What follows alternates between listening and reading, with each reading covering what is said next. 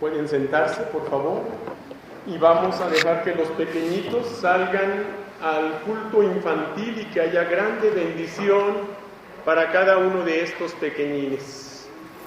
Bien, hermanos, les voy a pedir ahora que por favor abran la Biblia ahora en el libro o en la profecía de Ezequiel. Ezequiel capítulo 3, por favor.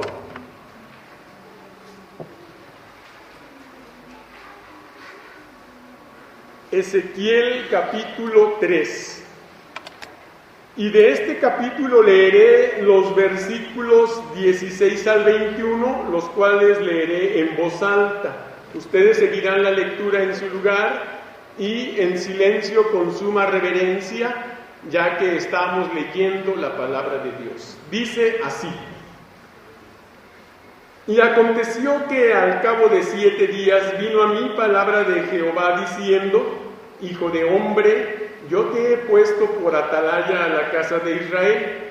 Oirás pues tú la palabra de mi boca y los amonestarás de mi parte.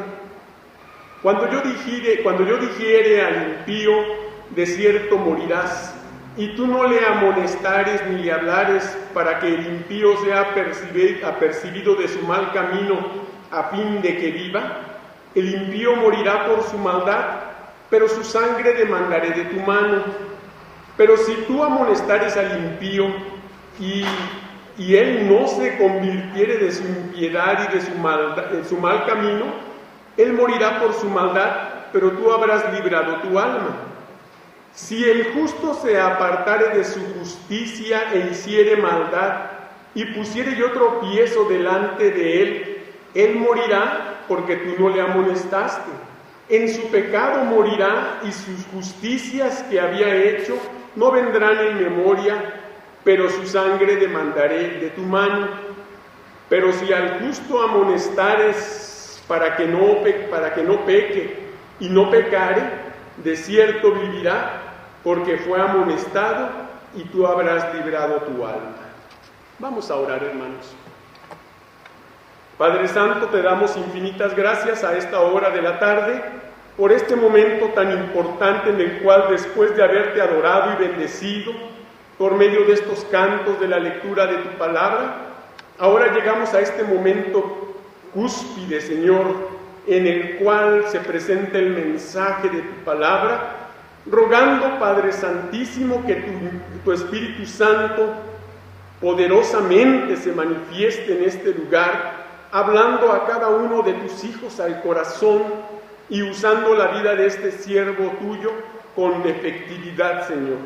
Permite que tu palabra sea expresada claramente. Permite que tu palabra llegue al corazón con toda contundencia y hagas tú la voluntad que quieres entre nosotros. Y tu palabra no vuelva a ti vacía. En el nombre de Cristo Jesús. Amén. Pues bien, hermanos, este pasaje nos da la oportunidad de meditar en un sermón que hemos titulado Las consecuencias de una tarea vital. Las consecuencias de una tarea vital. A manera de introducción diré lo siguiente. En la conocida parábola de los talentos, el Señor Jesús presenta una valiosa enseñanza sobre las consecuencias de una tarea vital al hablar de un hombre que obviamente representa a Cristo y también de los siervos, los cuales representan a los cristianos comprometidos con el Señor en todos los tiempos. Estos reciben diferentes cantidades de dinero, lo cual representa los diferentes grados de responsabilidades que hemos recibido. El propósito de la parábola es para motivarnos a realizar la tarea vital de duplicar el dinero recibido que se menciona en la parábola, lo cual representa la reproducción espiritual mediante las almas ganadas para Cristo. Además, la parábola nos presenta las consecuencias finales que los siervos asumieron al regreso de su Señor. 2 de ellos fueron o cumplieron y fueron reconocidos y recompensados, pero uno fue negligente, por lo que fue severamente avergonzado. Y hay un pasaje en la primera carta del apóstol Juan que dice así: y ahora, hijitos, permaneced en él, para que cuando se manifieste tengamos confianza, para que en su venida no nos alejemos de él avergonzados. Esto nos permite analizar el pasaje leído y conocer bien las consecuencias de una tarea vital que se nos ha encomendado, la que debemos realizar y de la cual daremos cuenta al Señor un día. La pregunta es: ¿de qué cosas dependen las consecuencias de una tarea vital? ¿De qué cosas dependen? De tres cosas, básicamente, según nuestro pasaje. En primer lugar, voy a decir que las consecuencias de una tarea vital dependen del poder de la palabra de Dios. Ahí parte todo, allí parte todo. Las consecuencias de una tarea vital dependen del poder de la palabra de Dios. ¿Y qué diremos de este poder de la palabra de Dios? Cuatro cosas. Primeramente, la palabra de Dios es dada en el lugar y en la situación necesarios. Vea lo que dice el versículo 16. Y aconteció que al cabo de 7 días vino a mí palabra de Jehová diciendo. Hasta aquí. ¿La situación cuál era? Recuerden, Ezequiel está hablando a los exiliados. La situación era de exilio, de cautiverio. La situación era de estar bajo el yugo de un pueblo que en este caso era el babilónico o el babilonio. Entonces esa era la situación. ¿Cuál era el lugar? Si ustedes leen el versículo 15 anterior, dice: y vine a los cautivos en Tel Aviv, que moraban junto al río Quebar, y me senté donde ellos estaban sentados, y allí permanecí 7 días atónito entre ellos.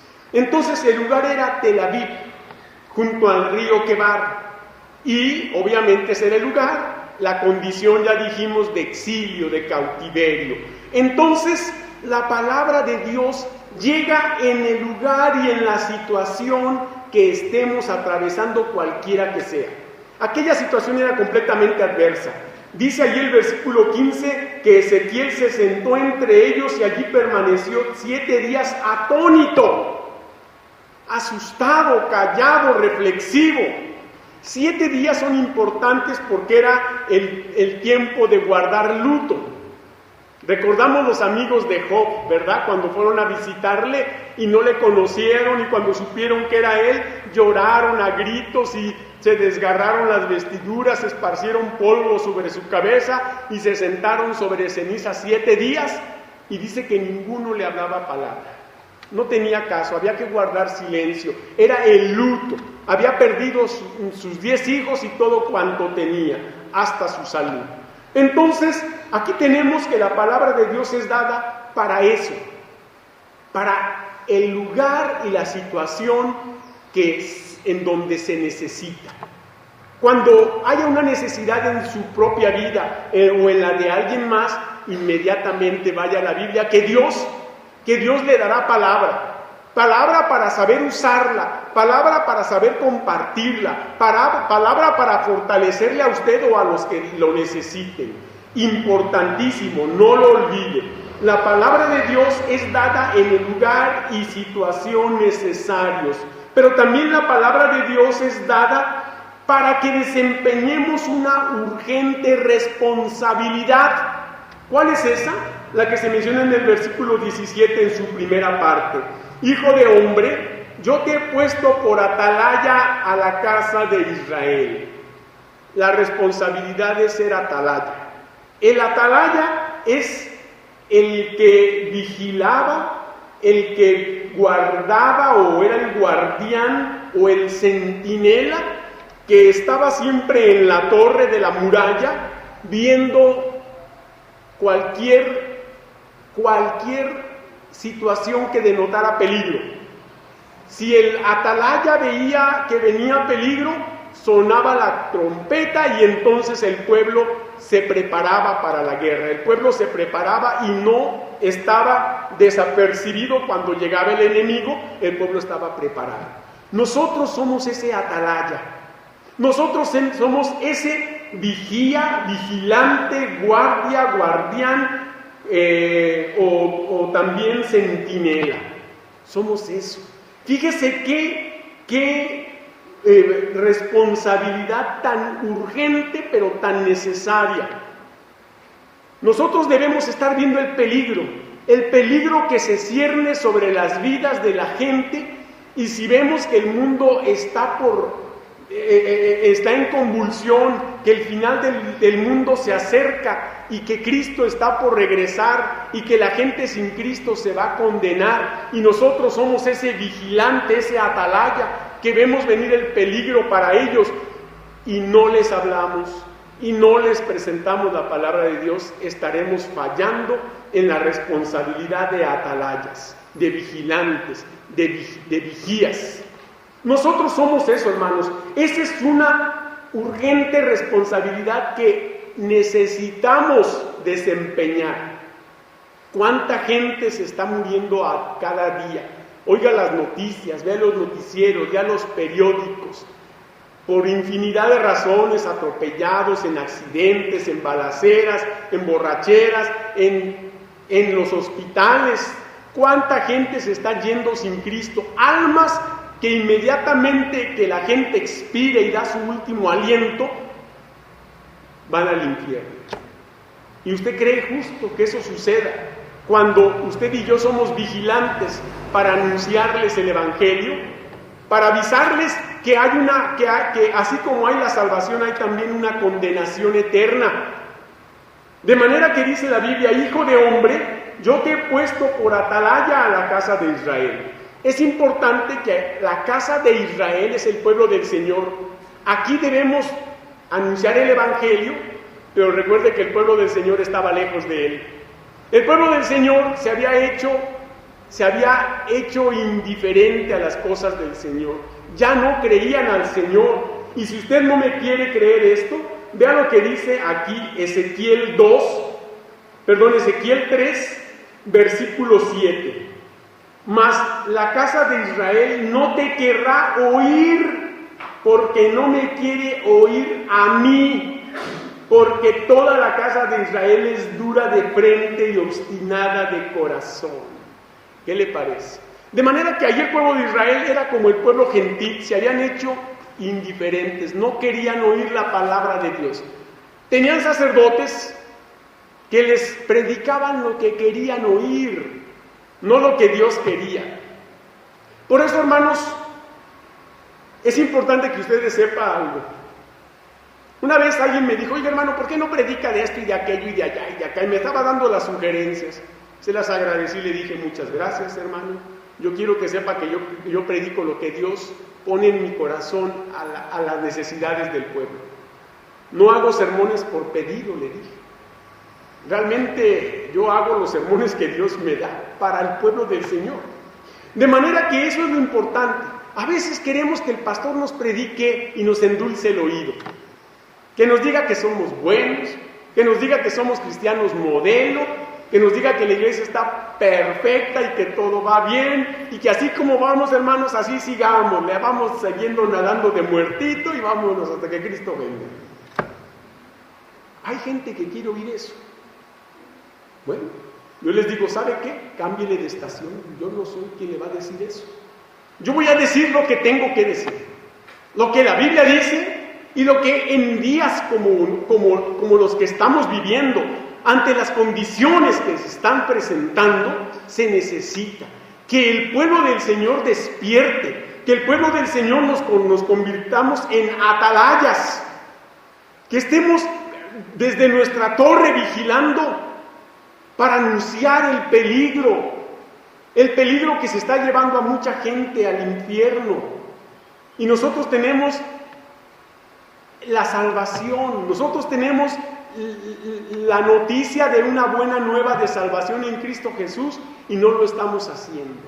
Nos estamos conformando con que el pastor, los diáconos si pueden, o la comisión de evangelismo y visitación se encarguen. Ellos para eso están. ¿Y usted para qué? Es mi pregunta. ¿Usted para qué está entonces? ¿Para qué lo salvó Cristo? ¿Para qué? ¿O por qué? ¿Cree que se lo merecía? ¿Cree usted que era demasiado bueno para que el Señor lo salvara? ¿O demasiado bueno para irse al infierno? De ninguna manera, hermanos. Es importante entender que la palabra de Dios es dada para que desempeñemos una urgente responsabilidad. Te he puesto por atalaya a la casa de Israel. Aquí la casa de Israel era como el pueblo incrédulo ya. O sea que no nomás aquí hay que predicarla, sino afuera. Porque aquí adentro y afuera hay la misma necesidad. Aquí hay la necesidad de que usted y yo retomemos el propósito para el cual nos salvó, anunciar las buenas nuevas de salvación. Y allá afuera, para decirle al pecador que hay salvación para su alma, que hay esperanza en esta vida. Por eso es importante entender esta urgente responsabilidad que debemos desempeñar. Mire, busque el capítulo 33 de Ezequiel, por favor. Capítulo 33, y vean lo que dicen los versículos 1 al 5. Lo voy a leer. Ezequiel 33, 1 al 5.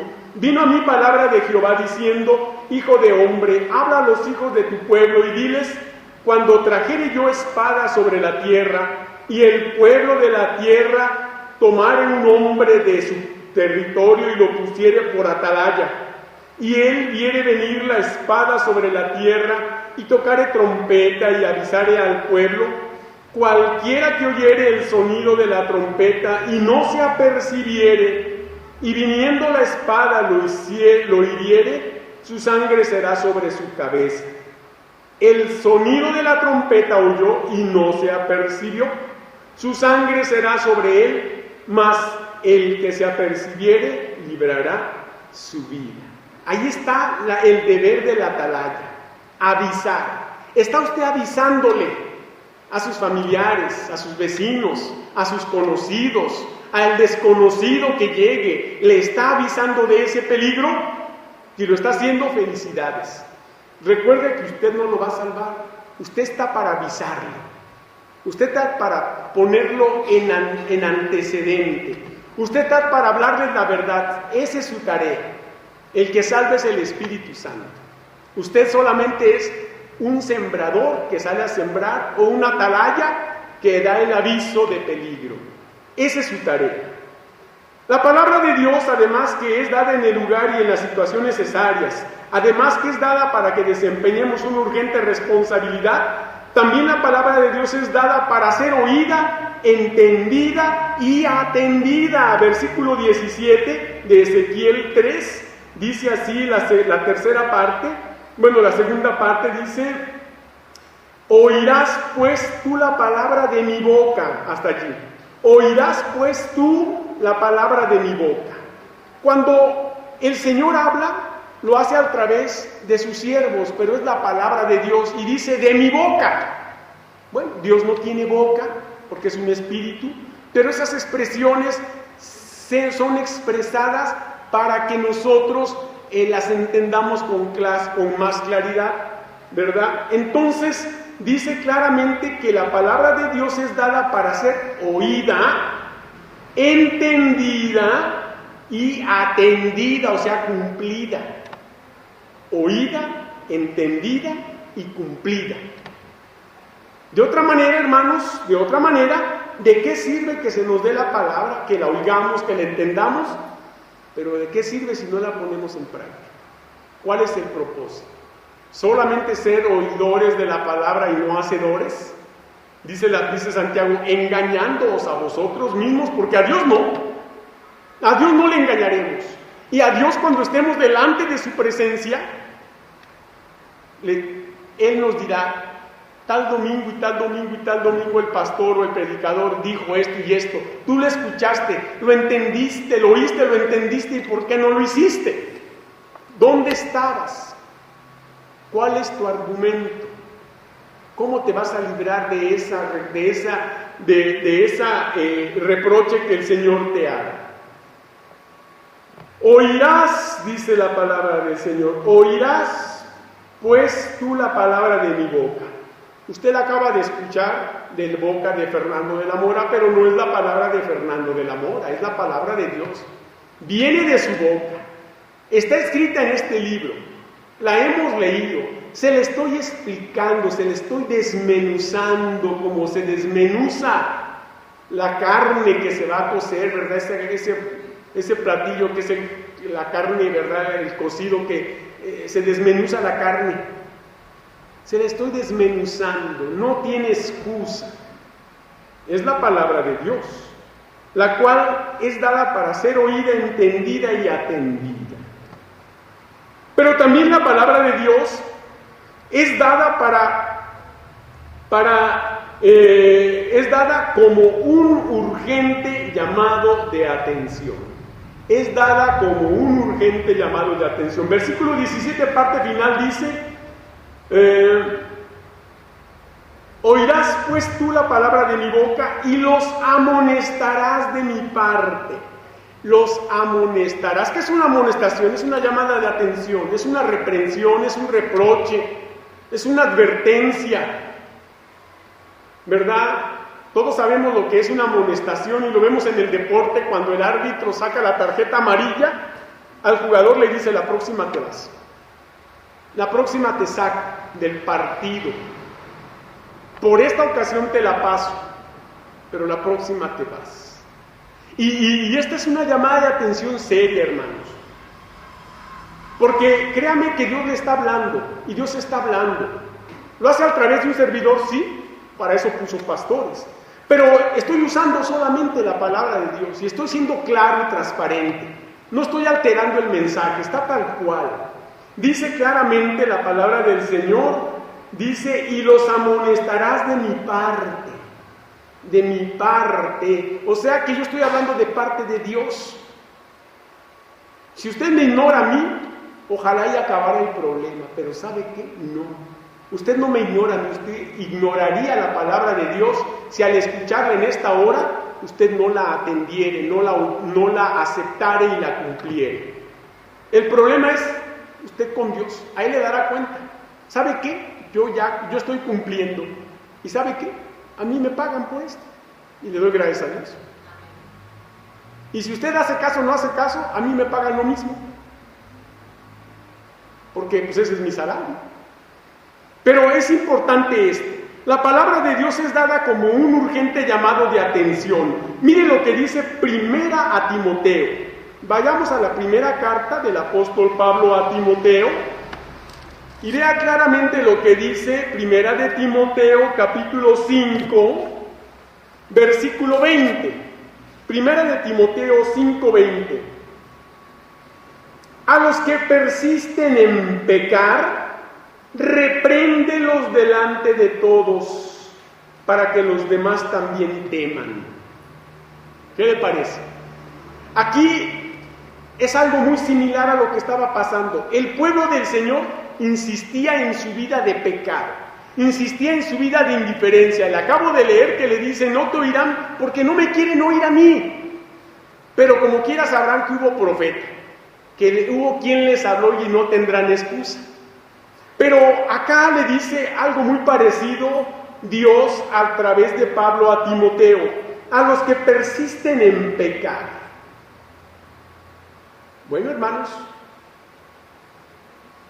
en la iglesia se dan estos casos de quienes persisten en pecar, en no cambiar su actitud negativa, conflictiva, problemática, su conducta divisoria para causar división, su conducta altanera, orgullosa. Al que persista en eso, dice: repréndelo. Y fíjese lo que dice: delante de todos. No dice: a ver, agárratelo y llévatelo allá al baño y enciérrate con él y tú jale las orejas.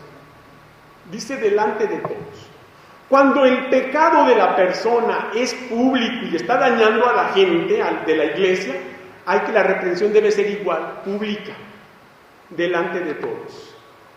En primer lugar, dice claramente aquí: para que los demás teman, o sea, para que los demás no imiten eso. Porque el problema es ese, que empieza uno a portarse mal y empieza a causar problemas y luego el otro, y si no hace nada, el pastor se vuelve uno omiso, descuidado con el Señor. No es para mí fácil esto, hermanos. No es algo que me guste, pero es algo que voy a hacer con quien sea que caiga en esta condición. Tengo argumentos bíblicos para hacerlo y no me voy a detener. Y esto no es una amenaza a nadie, es solamente decir que el Señor ha puesto allí a profetas en el Antiguo Testamento y ahora pone pastores. El rebaño es de Cristo. Los pastores solamente somos responsables de este rebaño mientras Dios nos tiene, pero entregaremos cuentas. De manera que entendamos bien, la palabra de Dios es dada como un urgente llamado de atención. Mi llamado de atención, hermanos, es: debemos ser atalayas, todos, no solo el pastor, los diáconos o la comisión de evangelismo y visitación, todos. Si usted insiste en no hacerlo así, al final de cuentas yo no me voy a dar cuenta de todo eso. Si usted hace aquí algo malo delante de todos se le va a reprender. Pero de Dios no se esconde usted. Y a Dios no lo puede engañar. Si usted alcanzó el beneficio de la salvación por medio de la palabra de Dios y usted no lo comparte con otros, usted está fallando, no está siendo una atalaya fiel. Y a Dios le dará cuenta. Y pues usted sabrá. Acabamos de decir algo, en primer lugar, que las consecuencias de una tarea vital dependen del poder de la palabra de Dios. En segundo lugar, y volvamos ahí a Ezequiel 3, las consecuencias de una tarea vital dependen del amor hacia los incrédulos.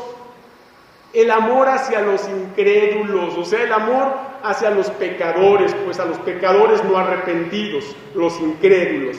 ¿Qué podemos decir de los incrédulos? 4 cosas también. La primera, los incrédulos están destinados a la muerte física y condenados a la muerte espiritual. Versículo 18, primera parte de Ezequiel 3 dice: cuando yo dijere al impío, de cierto morirás, y tú no le amonestares ni hablares. Vea qué importante.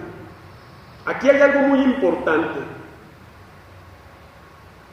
Si yo dijere al impío, el impío, estamos hablando del incrédulo, del pecador no arrepentido. Y usted sabe que los incrédulos, pues son la mayoría. Aunque traigan una virgencita colgada, un crucifijo, aunque vayan a la iglesia o lo que sea, si es un incrédulo y no le ha entregado su vida o su alma a Cristo Jesús, el hermano Paco hablaba en la mañana muy claro, lo que era creer, no es nomás tener un concepto ideológico en la mente que crea, que piense que es verdadero, sino que a pesar de eso no le ha entregado su vida a Cristo y se ha sometido a su autoridad y a su voluntad. Esa persona está en peligro de muerte. Esa persona es un incrédulo, un pecador no arrepentido. Estos están destinados a la muerte física, lo cual todos, porque eso es parte de la paga del pecado, todos moriremos físicamente, pero lo que es peor, condenados a la muerte espiritual, que es la muerte segunda. Y créame que dice la Escritura: si yo dijere al impío, de cierto morirás. Y es que esa es la sentencia que el incrédulo tiene, la muerte. Dice la Biblia que la paga del pecado es ¿qué? Muerte. De manera que a cada persona que usted vea sin Cristo en la calle, que usted la vea en carro, caminando, en bicicleta, en moto, lo que sea, esa persona lleva una sentencia de muerte. No solo física, eso todos, sobre todo la espiritual. Esa persona está destinada a la muerte física y condenada a la muerte espiritual. Mire lo que dice la carta universal de Judas. Vayamos a Judas, esto está antes de Apocalipsis. Vea lo que dice Judas en los versículos 14 al 16. De estos también profetizó Enoc, séptimo desde Adán, diciendo: He aquí vino el Señor con sus santas decenas de millares para hacer juicio contra todos y dejar convictos a los impíos de todas sus obras impías que han hecho impíamente y de todas las cosas duras que los pecadores impíos han hablado contra él. ¿Qué le parece? Y vea lo que sigue diciendo el versículo 16. Estos son murmuradores, querellosos, que andan según sus propios deseos, cuya boca habla cosas infladas, adulando a las personas para sacar provecho. Este es el gran peligro de los incrédulos, destinados a la muerte física, pero lo peor, condenados a la muerte espiritual. Si usted conoce a alguien así, háblele de Cristo, porque es un incrédulo y necesita escuchar el mensaje de salvación. Recuerde, usted no le va a salvar. Usted cumpla hablándole de Cristo.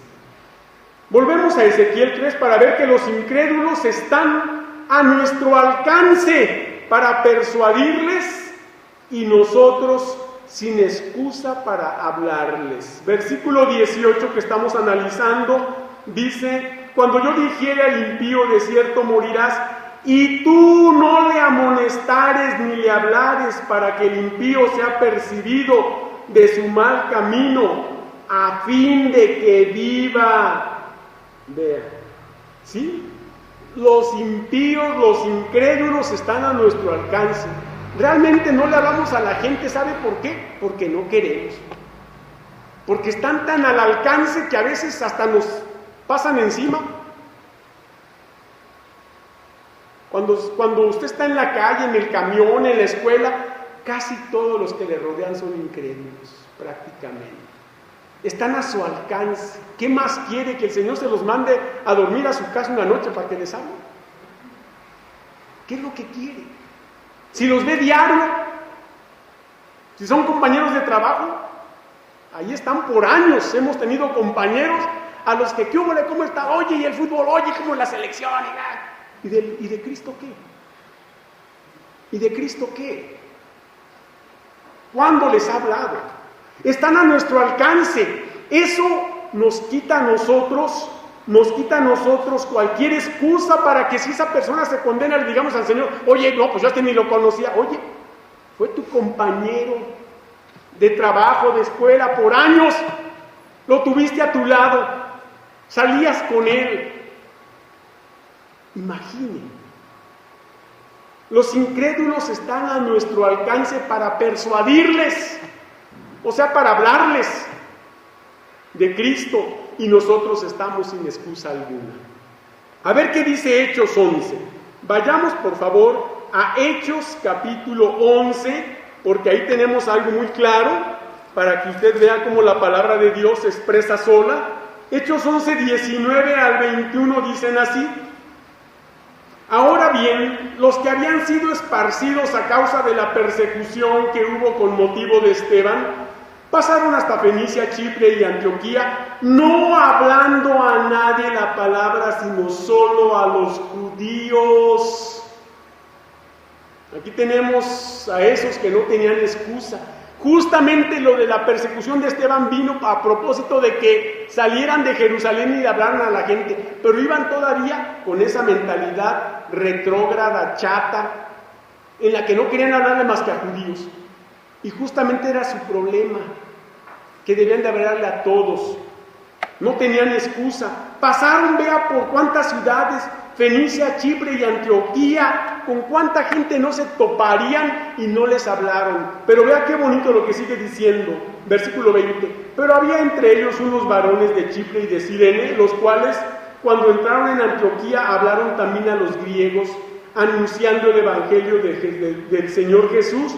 Y la mano del Señor estaba con ellos, y gran número creyó y se convirtió al Señor. ¿Qué le parece?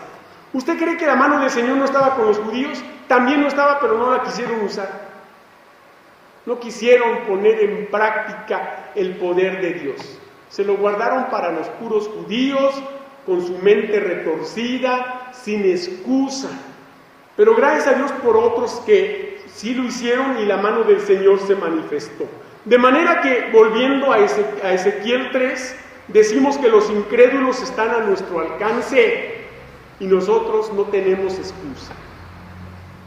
Pero también diremos que los incrédulos están próximos a sufrir las consecuencias de su maldad y nosotros las consecuencias de nuestra irresponsabilidad. Vea lo que sigue diciendo el versículo 18 en su parte final. Dice, y tú no le amonestares ni le hablares para que el impío sea percibido de su mal camino a fin de que viva, el impío morirá por su maldad. Ahí están las consecuencias que el impío va a enfrentar. Pero su sangre demandaré de tu mano. Y ahí están las de nuestra irresponsabilidad. El incrédulo morirá y se condenará al infierno. Pero el cristiano omiso y descuidado será responsable delante de Dios por la sangre y la vida de aquella persona por la cual ya Cristo murió y la cual Dios puso a nuestro alcance por años y por tiempo para hablarle y no lo hicimos. ¿Qué excusa tendrá para no hablarle a su vecino, a su vecina, a su familiar, a su compañero de salón, de escuela? ¿Qué excusa tienes? ¿Te da pena que sepan que eres cristiano? ¿Te da miedo evangelizar y que te rechacen? ¿Cuál excusa tienes? No la hay. No hay excusa. ¿Eres tú ahora salvo porque alguien te habló y no tuvo miedo de hacerlo? ¿No se avergonzó de ser cristiano y te habló y tú le entregaste tu vida a Cristo un día? ¿Por qué vas a tener tus excusas con alguien que también estaba tan necesitado como lo estabas tú? Esto es importante, hermanos, porque el incrédulo está próximo a sufrir eso, las consecuencias de su maldad, la muerte física y espiritual, pero nosotros vamos a sufrir las consecuencias de nuestra irresponsabilidad. ¿Y qué argumento o excusa válido tendremos delante de Dios? Yo solamente quiero que me digas cuál. Ninguno. No hay excusa, no la tenemos. Los incrédulos además están condenándose a sí mismos al rechazar la salvación anunciada. Versículo 19 dice: pero si tú amonestares al impío y él no se convirtiere de su impiedad y de su mal camino, él morirá por su maldad, pero tú habrás librado tu alma. Si tú le hablas del Evangelio y eres claro y le presentas el plan de salvación y le presentas a Cristo como el Salvador y él lo rechaza, él se va a condenar. Él decidió su destino en la eternidad. Tú no serás responsable de esa vida. Háblale de Cristo a la gente, que no te dé pena, que no te dé miedo, que no te da más pena o miedo llegar delante del Señor y que te reclamen todas las vidas que murieron y a las cuales pudiste hablarles. ¿Qué argumento le dirás? ¿Con qué argumento podrás justificarte? No lo hay. Pero vamos a ver en tercer y último lugar que las consecuencias de una tarea vital dependen del servicio a los creyentes. Hemos dicho dos cosas. Las consecuencias de una tarea vital dependen del poder de la palabra de Dios y dependen del amor hacia los incrédulos. Pero aún entre el pueblo del Señor hay un grave peligro que también puede tener consecuencias. Y estas consecuencias dependen del servicio a los creyentes. 4 cosas diremos, ahí en Ezequiel 3. Los creyentes pueden, por descuido, ceder a la tentación y caer en la prevaricación. Versículo 20, primera parte. Si el justo se apartare de su justicia e hiciere maldad. Hasta allí. ¿Quién es el justo? Pues el justo es el cristiano, el creyente. es el que es convertido, es el que ya tiene una nueva vida en Cristo. Pero eso no garantiza que no pueda pecar. Y eso no garantiza que se pueda alejar de Cristo. Eso pasó con el hijo pródigo, que se alejó de su padre, pagó las consecuencias. Al final el padre tuvo misericordia de él y le permitió regresar, lo ayudó a regresar. Pero ¿cuántos creyentes cristianos ya bautizados, miembros de la iglesia, se han enfriado, se han desanimado por cualquier causa y le han dado lugar al diablo, cediendo a la tentación y cayendo en la prevaricación? La palabra prevaricación quiere decir, pues, faltar a una responsabilidad que se nos ha encomendado. Faltar o fallar, o sea, es pecar. A ver, miren, vayamos a Oseas. Este libro está después de Daniel. Oseas capítulo 6. Vean lo que dice Oseas capítulo 6, versículo 7. Mas ellos, cual Adán, traspasaron el pacto, allí prevaricaron contra mí. Allí prevaricaron contra mí, dice Dios. Adán pecó contra Dios. Recuerde que Eva fue engañada, pero Adán pecó deliberadamente. Adán desobedeció. Por eso aquí se pone a Adán como el responsable del pecado en la humanidad. Por eso dice: mas ellos cual Adán, ellos cual el pueblo del Señor, mas ellos cual Adán traspasaron el pacto, allí prevaricaron contra mí. ¿Qué le estoy diciendo? Que los creyentes pueden por descuido, esto es importante, por descuido. Y cuando digo por descuido, no es un descuido así como de que, ay, no me di cuenta. No, es por descuidar su vida espiritual. Por descuidar su vida de oración, su vida de lectura de la Biblia, su vida de servicio, su vida de asistencia a la iglesia. Ese es el descuido que hace que el cristiano peque. Descuidan su vida espiritual. Y entonces, ¿qué pasa? Pues ceden a la tentación y, lo que es peor, caen en la prevaricación. Y pecar es contra Dios. El pecado es contra Dios. Los creyentes además pueden sufrir una muerte física anticipada por su pecado y por nuestra indiferencia. Volvemos allí a Ezequiel 3, vea lo que estamos leyendo en el versículo 20. Si el justo se apartare de su injusticia e hiciere maldad y pusiere yo tropiezo delante de él morirá, porque tú no le amonestaste. ¿Qué le parece?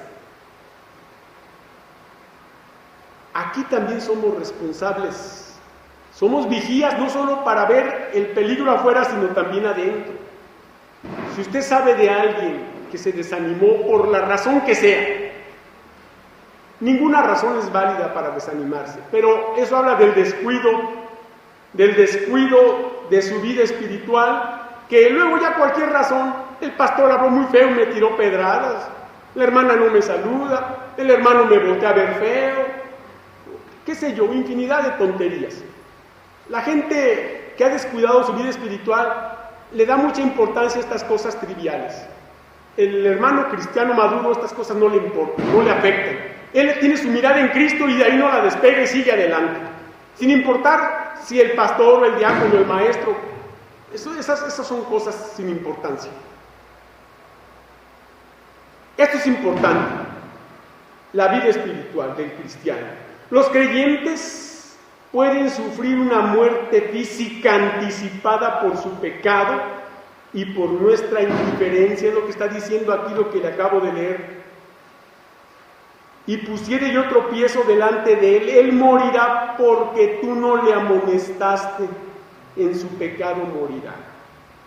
Así que, hermanos, Ciertamente, el cristiano no pierde su salvación. ¿No? La salvación no se pierde, es un don de Dios, es una obra que Dios hace. Pero es posible que Dios lo quite antes de tiempo para que no siga causando más problemas en la iglesia, más pecados, más conflictos.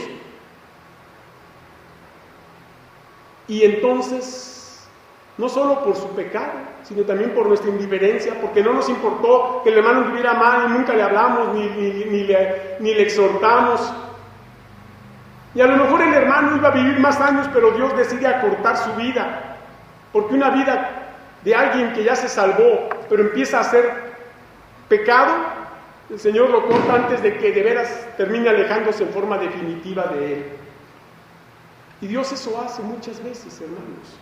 Y eso es muy cierto, hermanos, porque mire, si usted no me lo cree, vamos a Santiago capítulo 1. Es decir, el pastor está diciendo mentiras, eso no es cierto. Bueno, yo le voy a presentar un argumento bíblico, y si usted cree que yo estoy mintiendo, también espero que con un argumento bíblico me refute, no nomás con su pensamiento. Santiago 1, por favor. Vea, vamos a leer, voy a leer del capítulo 1 a partir del versículo 13.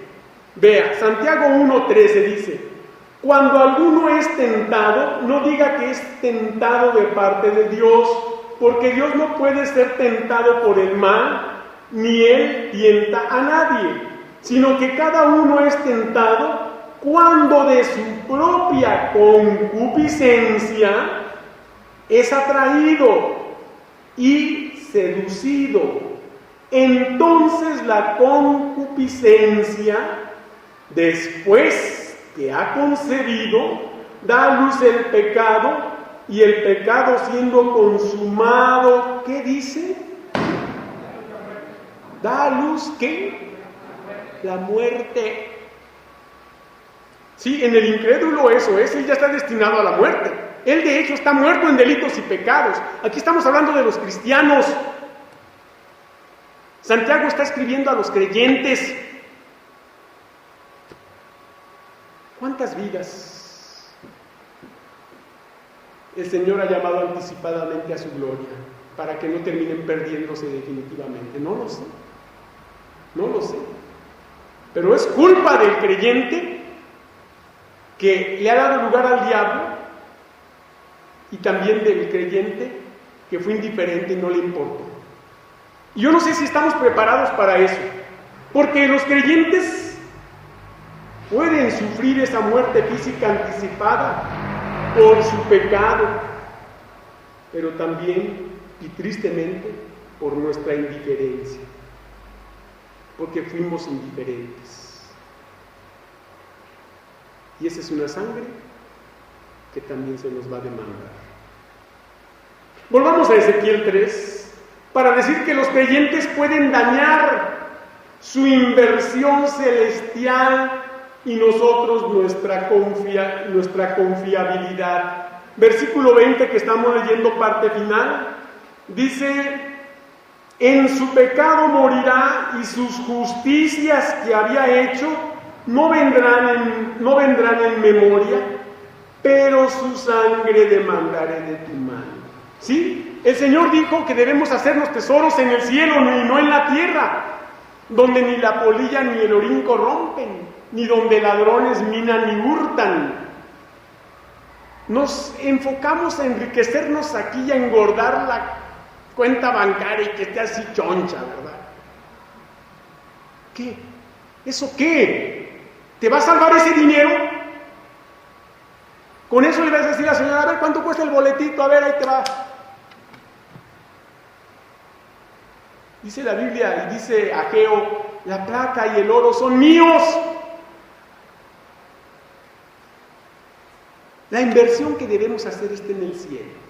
Pero si el creyente ha pecado, está dañando una inversión celestial, está dañando los galardones, la corona de justicia que el Señor le va a entregar. Pero nosotros estamos dañando nuestra confiabilidad.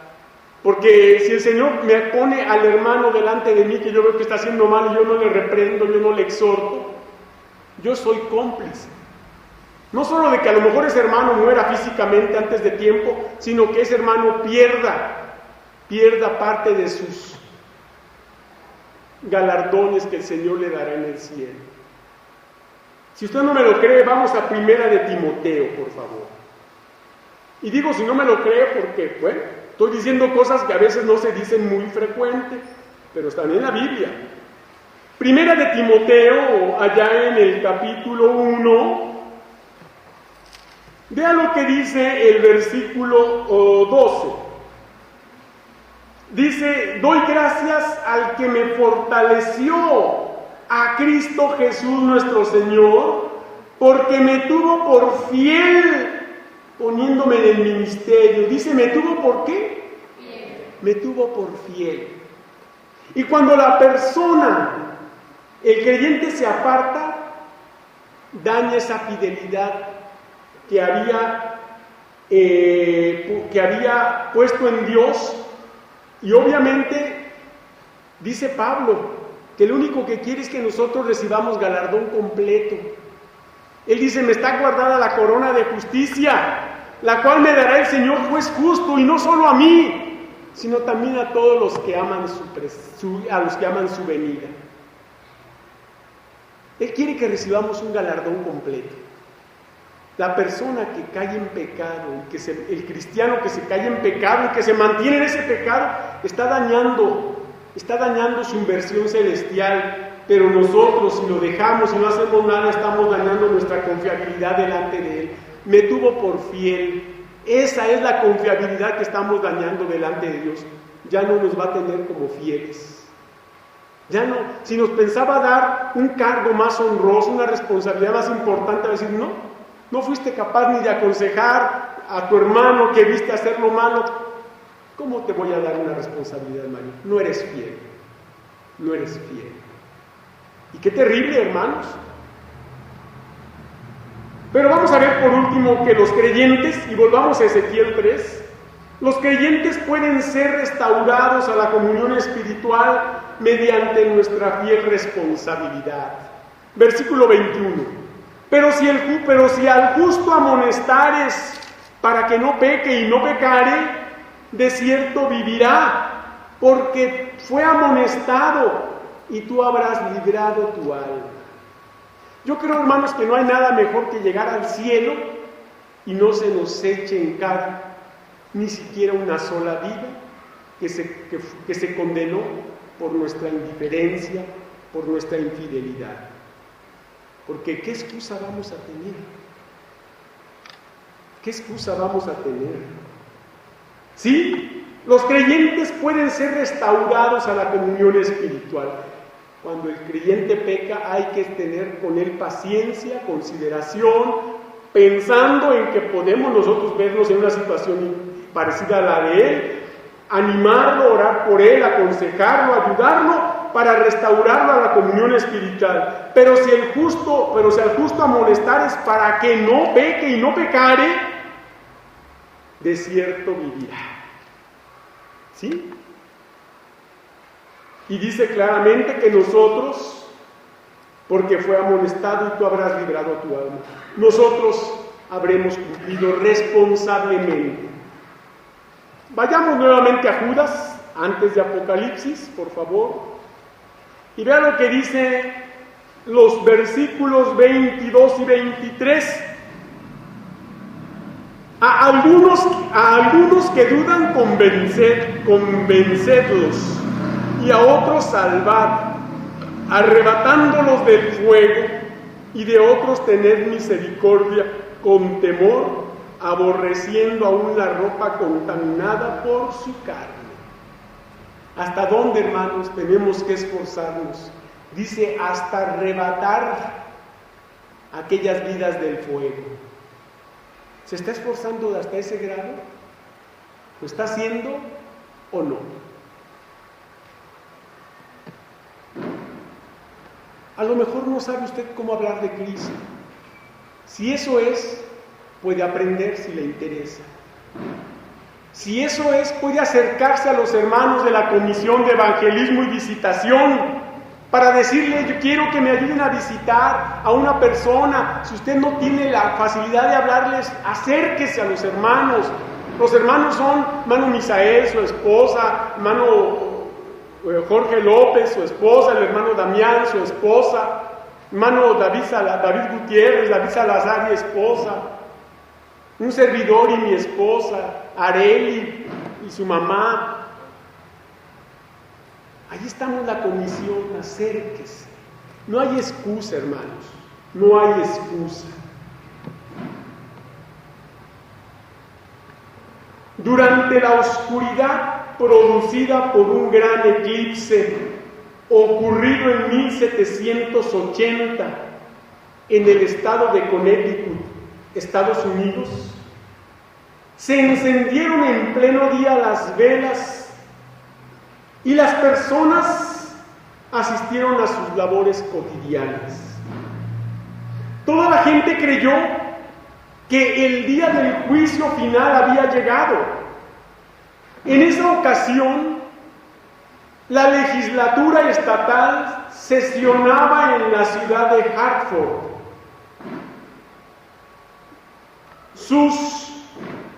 Suspendiéndose entonces las reuniones, y en el concilio la misma propuesta resonaba en los pasillos del edificio. Fue entonces que el coronel Davenport, poniéndose en pie, dijo: el día postrero se ha presentado, o quizá no se presenta aún.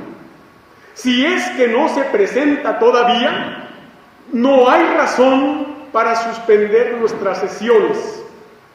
Pero si ha llegado el juicio final, deseo que en este día solemne mi Señor me encuentre en el cumplimiento de mi deber. Y quiera Dios, hermanos, que estas palabras que dijo aquel hombre, aquel general Davenport, quedaran grabadas en nuestro corazón. El día final puede llegar hoy o puede tardar, pero que cualquier día que sea el Señor nos encuentre haciendo el trabajo que nos encomendó: hablar de Cristo a los perdidos.